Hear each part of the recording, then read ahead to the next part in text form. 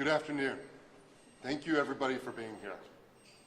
What we're here today is to announce the filing, just minutes ago, of a new federal voting rights lawsuit against the parish of East Baton Rouge and others. I'm William Most. I'm one of the attorneys representing the people standing with me here today. 5 parish council members and 2 members of the community, 2 voters, who stand here united to say that the maps that are set to go into effect in 2025 regarding the Metro Council districts are both unfair and illegal. Now, when Councilmember Dunn first approached me about this case, I did not know the depth of the problem. But as I worked with the council members on either side of me and the members of the community and looked at the numbers and looked at the facts, we realized we had a real problem. Because in 2022, the Metro Council voted on new maps. They had to, because there was a census that had been taken. And what the census showed was that as of 2020, the largest racial group in Baton Rouge were African Americans. But instead of changing the districts in a way that gave equal opportunity to that group, the parish council voted on a map that did the opposite. It assigned 7 seats out of 12 to white majority districts and only 5 out of 12 to majority black districts. And that's a real problem because of democracy. We like to say that we live in a democracy, but for a true democracy to work, you have to have a level playing field. You have to have equal opportunity for each person in a region to elect the candidate of their choice, to have a fair shot at representation, at political power, at being a part of our democracy. And so when you do what this map did here, which is take a group of people and place almost 70% of the parish's black residents into just over 40% of the parish government's Metro Council seats, you have something else besides a level playing field. And that has real consequences, because we see ongoing problems in this city and in this parish. We have a parish where a black person is 6.8 times more likely to be arrested of a low-level offense as a white person who commits the same offense. You have a city where the Baton Rouge Police Department is only half as likely to solve the murder of a black resident as a white resident. And so you'll hear from the people here today with me, the plaintiffs in this case, the 5 members of the Baton Rouge Metro Council and 2 voters who have stood here today and had the courage to say, we are not okay with a map that is unfair, a map that does not allow for equal and fair participation for everyone in East Baton Rouge. And we're taking action to try and make this parish into what it should be and what it can be, which is a true democracy with equality of opportunity for everyone in it. So I'm going to allow each of the plaintiffs, if they wish, to speak for a few minutes, and then we'll answer questions. Thank you. Good evening. Thank you to everybody who came out in support. Thank you to all the media who's covering this story. This is an issue that we're really passionate about. It's actually one of the reasons I ran for Metro Council. I knew redistricting was coming, I knew the census was coming, and I knew we had to make some changes, and we needed voices there to fight for equal maps and equal representation. The numbers from the census tells us that 46% of Baton Rouge is African American or black people, the largest ethnic group in this parish. White folks represent 42%, yet blacks are the minority on the council, with 7 white Republicans and 5 black Democrats. We don't think that's fair maps. We don't think that's equitable. We don't think that's the representation that we deserve. We tried to resolve this and remedy this on the Metro Council, but we failed. We presented maps where we feel was equitable, was a 6-6 council, which did not get the 7 votes to pass. And our colleagues voted 7-5 to maintain the status quo and approve status quo maps. So this is why we're here today. The other point I'd like to make, many of you have gotten this form with our website, and it's called Baton Rouge Fair Council. You can go there and get all the talking points, all the reasoning why we're here, and you can also go there to support our cause. Cases like this cost a lot of money. We want to thank William and his team for stepping forward and starting the process, but it's going to be a long, hard fight, and it's going to cost a lot of money. So if you're out there and you want to support our endeavors, you can go to this website and make contributions as people have done thus far. Thank you.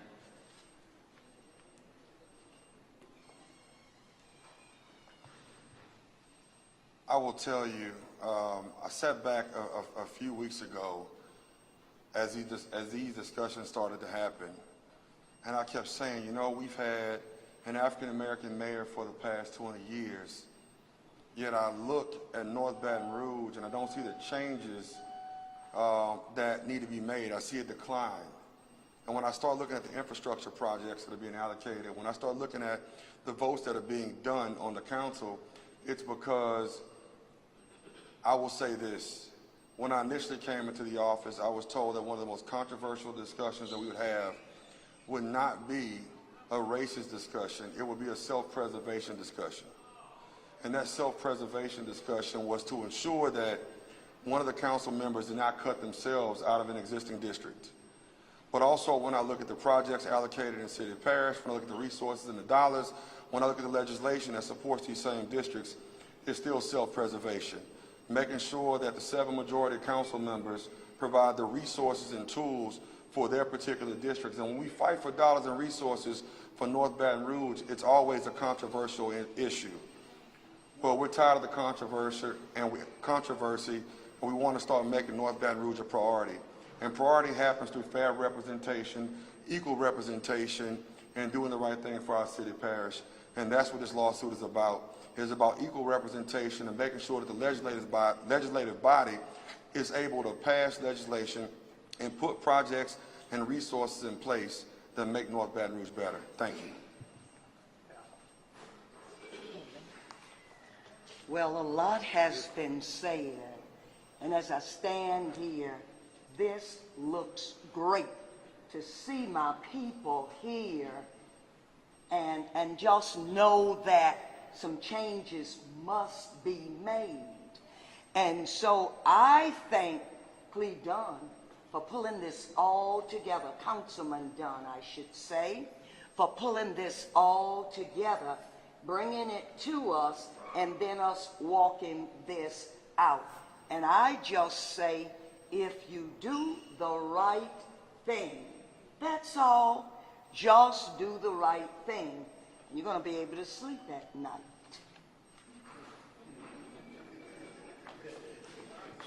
Good afternoon. I want to thank everyone for coming today. Why are we here today? Very simple. We're here for the people. We represent over 200,000 African Americans who live in this city parish, who have consistently said to us they are sick and tired of being sick and tired of seeing unfair treatment, underserved communities, lack of housing, lack of access to health care, lack of resources in their communities. And so we are here to fight for the people. Ultimately, I want individuals to know that this is not personal. This is the business of the people. However, it is personal because the business of the people is very personal to me. And in the words of the great Chicago activist, I don't believe I'm going to die in a car wreck. I don't believe I'm going to die slipping on any ice. I don't believe I'm going to die having a bad heart. I believe I'm going to die doing what I've always done, and that's fighting for the people. You may stop or kill the revolutionists, but you cannot stop the revolution. You can kill the shaker or the mover, but you cannot stop the movement. And you may kill individuals who fight for the people, but you cannot kill all of the people. And so ultimately we are here and we will continue to do the work and handle the business and stand on business for the people. I'd be remiss if I didn't thank so many people I see here today who are here in support of what we are attempting to do. And while today is part of the struggle, we will continue this journey. A wise woman who's standing next to me told me one time, find your lane, get in your lane, and stay in your lane. And our lane is going to be to carry this fight. And I would hope that people find a lane to support us, more importantly, donate to the cause, because ultimately there will be folks on the opposite side who drag this process out. And we have to be willing to commit ourselves to the movement, to the challenge, to the revolution, to change and make this city more equitable for those who need the services the most. And I'd be remiss if I didn't ask Steve Cleve to step back up here. I want to publicly say to Cleve Dunn Jr., thank you for bringing this forward, for taking the charge, taking the lead, and I think we deserve a tremendous round of applause. Because oftentimes doing this work we get tired. Cleve, you never got tired. You stayed faithful to the cause. You stayed committed to the cause.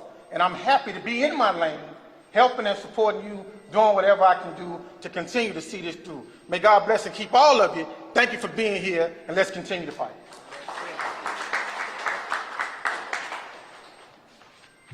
Amen. It's going to be hard to follow the good pastor there. But as one of the voters that's listed on this petition, today I am proud to stand before you and emphasize the importance of equal and fair access to all. This issue goes to the core of our democracy, the right to equal and fair access for every citizen. This case has brought to light the fact that the recent district map diminishes the voting power of black communities, going against the principles of the Voting Rights Act of 1965 and our Constitution. It demonstrates the ongoing practice of concerning black voters in specific districts, leading to unequal representation. Despite the changing demographics, with a decrease in white voters, the new map further solidifies white control by manipulating district boundaries. Equality just isn't a principle, but a necessity that should be evident in our laws and our governance. Fair access to voting ensures that every voice is heard and valued. By addressing this systemic unfair practice commonly perpetuated in the Deep South by Republicans, we not only honor the struggles of those who fought for civil rights, but also fortify the integrity of our democratic process. Let's commit to equity and fairness, ensuring that all citizens have an equal opportunity to contribute to the shaping of our future. This just can't happen with 7 white Republicans and 5 black Democrats. Thank you.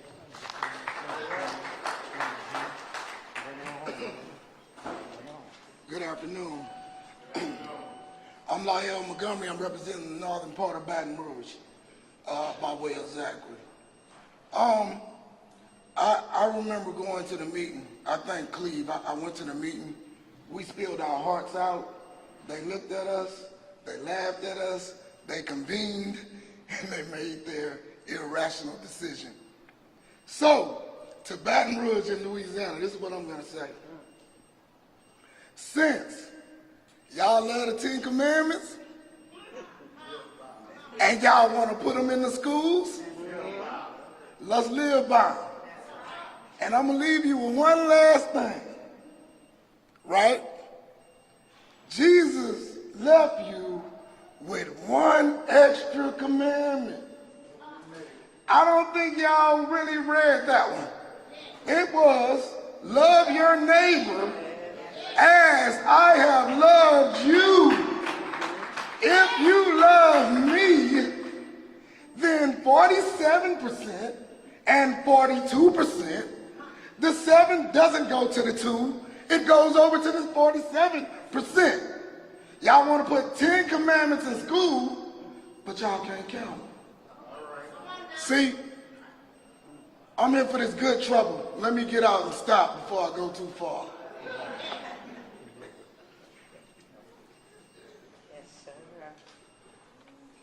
Thank you. My name is Edgar Cage, and I'm with Together Baton Rouge. And I want to thank and commend the 5 Metro Council members and the 2 voters whose name is on that lawsuit. But you know, they represent all of us. Our spirit is there, even though our name is not there. So it's almost like a class action lawsuit. It's all people. But I would go take it a step further.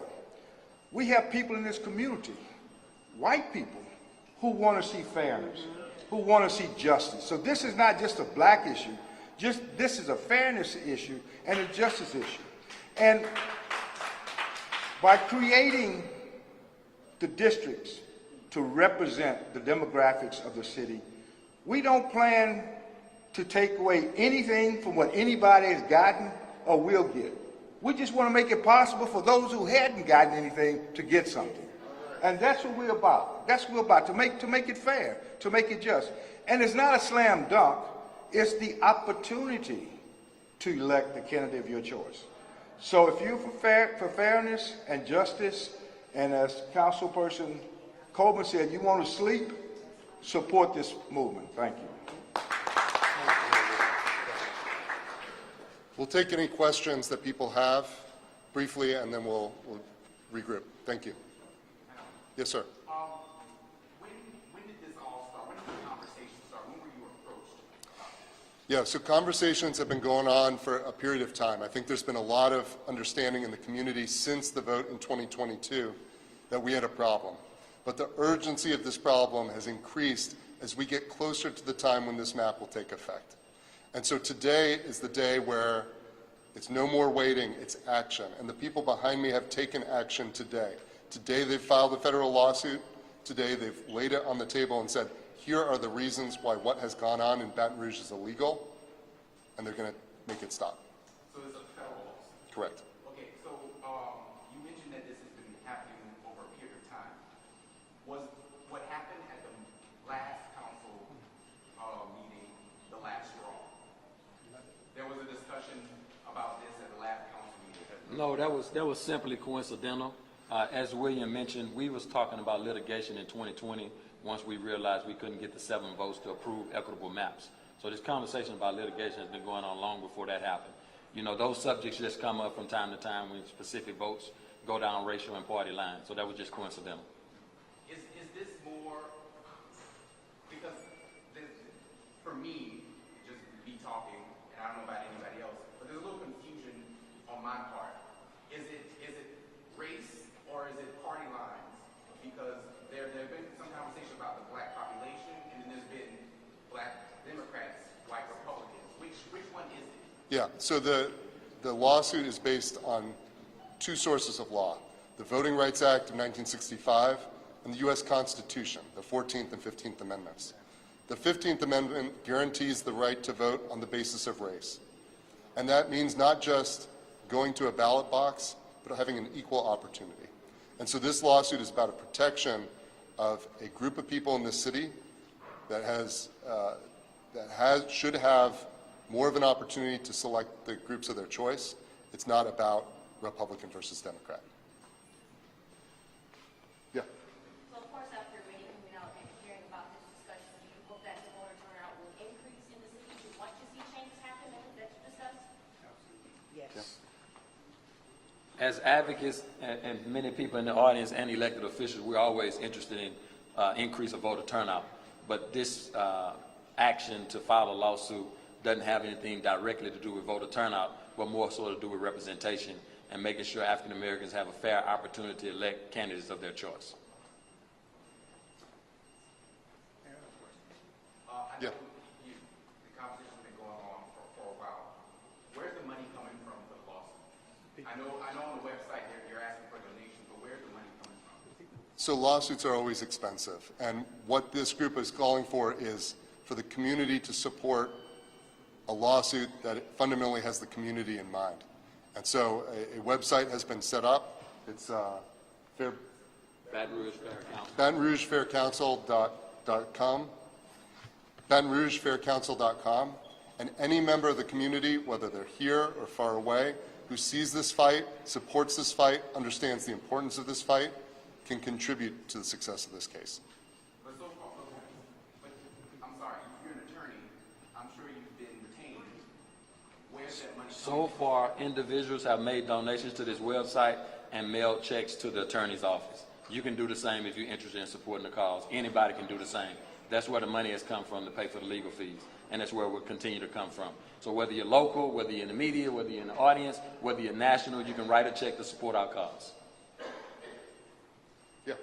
So I know that y'all have expressed concern, but has there been people in those districts or even out of that have also expressed their concerns to y'all or even in general about the redistricting map? Yeah, every one of the people behind me on the stage is someone who lives in a council district in this parish, right? Some of them, of course, are both council members and residents of districts. And we have 2 representatives, 2 voters who live in those districts. So yes, this is a lawsuit that's born out of a real problem that comes up from the community through members of the community and through their elected representatives, and takes action in the form of a lawsuit. You have to be, ignorant to what's happening here. Just to be blunt, you're the only white man up here. Has there been up here? Dwight, come on. Has there been any conversation with the white members of the Metro Council? Have they, what has been their point of view on this?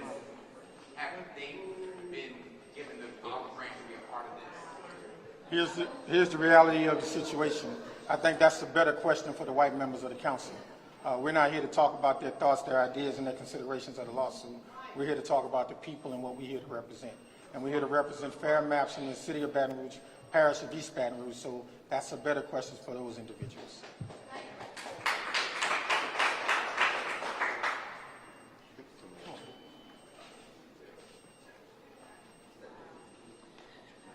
I want to make a comment as the Mayor President in support of our council members and their initiative.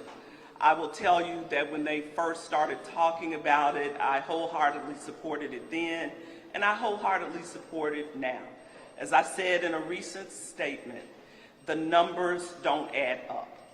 You are talking about one area, but it's all about the numbers and the demographics of our city and our community. So we are not fully represented as a community, and their initiative, their lawsuit, hopefully will get us there. I want to commend all of the council members for taking this step of courage and demonstration for not just the council members here, but for the Metro Council in the future. So thank you all for what you're doing.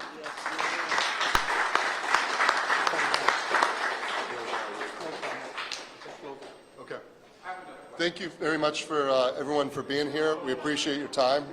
And if you have any further questions, you can get on a list. You can find me, and I'll send you a copy of the complaint that details more about the lawsuit. Thank you very much. Yeah, they come with that white black shit. That's why we in the Let's step away from me.